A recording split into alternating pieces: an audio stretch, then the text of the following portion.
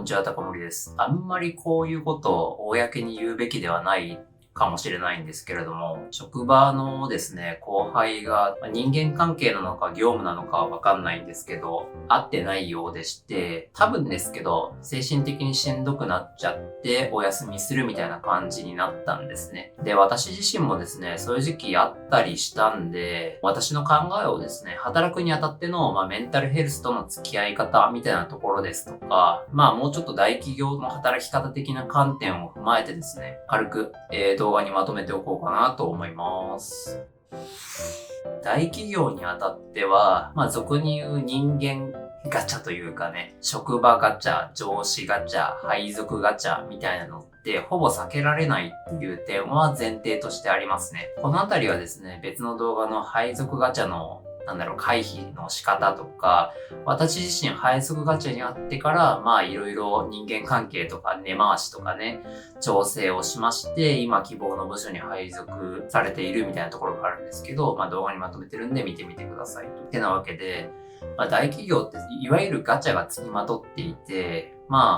最近はまともになってきてるようなんですけれども、人間関係がしんどくなったりしたりとか、業務あってなさすぎて何のために働いてんのみたいな思いが生じてくることって、あるあるなわけですね。そうしてくると当然ストレスって溜まりますよね。特に若手の時ほどキャリアをどう歩んでいけばいいのかみたいなのってわからないですし、そもそも働くことに対する体制みたいなものもついていないですから、学生から社会人への変化っていうところで環境変化もなかなか大きくて、普通に慣れてる人よりか体力の消費にしても精神的な、MP みたいな消費にしても大きいですよね。そんな感じの困難があって、ガチャっていう要素に失敗してしまうと、そこの負荷が大きくなってしまうんで、なおさら、メンタルの調子をきたしたり、身体的にもしんどくなったりっていうところがあるんですね。で、後輩もですね、私もメンタルのバランスを崩した経験がありますんで、ちょっとね、見てて、危なっかしそうだなと思ってはいたんですけれども、気がつけば後輩はちょっと体調崩したんで数ヶ月レベルで休みますみたいな情報が、耳に入ったわけなんですね。非常にセンシティブな内容なので、あんまりペラペラ喋るのもどうかなと思う。部分を話していくんですが、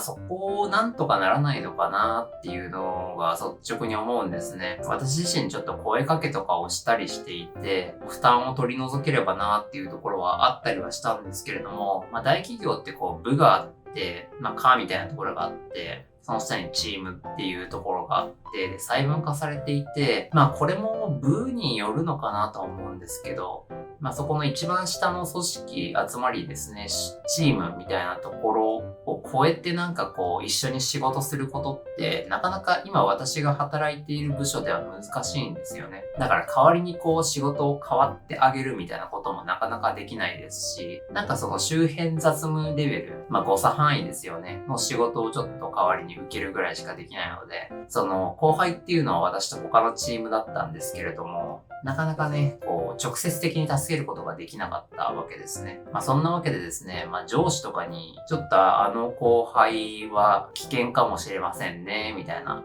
メンタル的に体調崩しちゃうかもしれませんね、みたいなことをそれとなく言ってたりはするんですけど、なかなかそこら辺の意思疎通ができてなかったのか、はたまた何か起きてから対策を打つみたいな感じになっちゃってるのかですね。結果的にその後輩は長期休暇というか、ちょっとお休みをいただくみたいな感じになっちゃったんですね。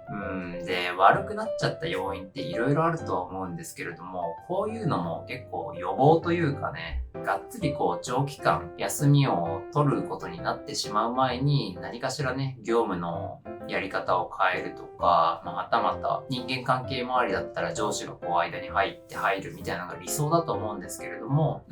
先ほどのチームの話もありましたけど、業務の割り振りを急にギュッて変えるのが難しかったりですとか、上司もかなり多忙ですからね、一個一個その部下のメンタルの調子とかを把握しきれてなくて、対応が後手後手になってししまったりみたいなこともあると思うんですね。そういう現実を踏まえた上でどうしていけばいいのかっていうのがですね、ちょっとなかなか私分か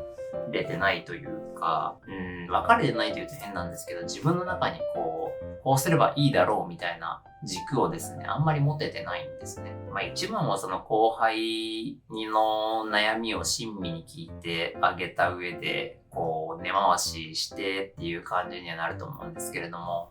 将来的にそれが後輩のためになるのかどうかっていうのもちょっと難しいですね。場当たり的に後輩がこうしてほしいみたいな意向があれば、例えばですけどね、それを聞いた、先輩のポジションの人たちがちょっと上司に伝えて、解決するように持っていくっていうのもあると思うんですけど、やっぱ一番はしんどいなって思った後輩自身が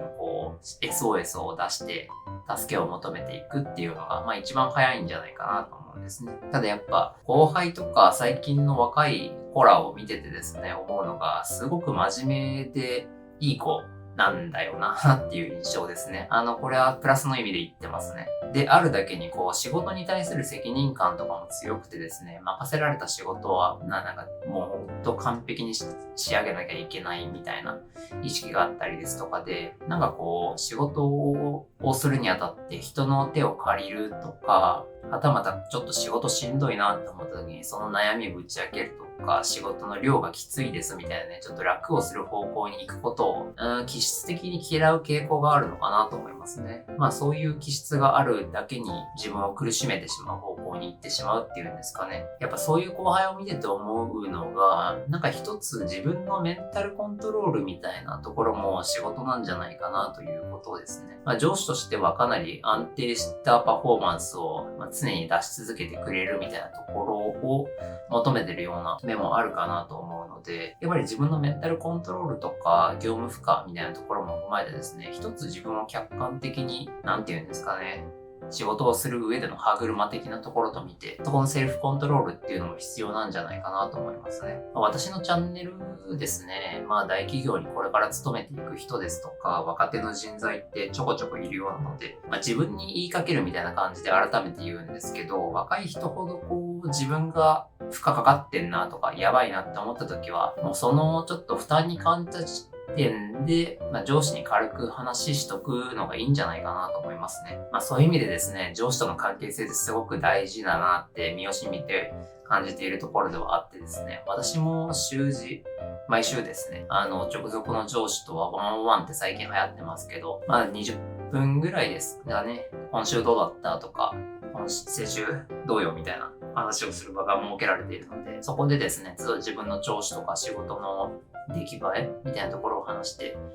都度自分の状態っていうものをインプットすると同時に、やっぱ言葉にするとね、自分の客観的な状態って見えてくるものもあるんで、自己理解にもつながっているっていうところで、そういう時間を意義あるものとして使わせてもらってますね。なんで、若い人に一つ求められるものというかね、必要なのは、やっぱそういう自分をちゃんとどういう状態か認識した上で、管理職側とコミュニケーションしていくっていうのが大事なんじゃないかなと思いますね。で、一方で管理職側がそういった部下とかに求めてるものといいますか、はちょっとわからないですね。これは単純に私が管理職じゃないっていうのもありますし、やっぱ年を重ねてわかることっていうのもあると思うんですね。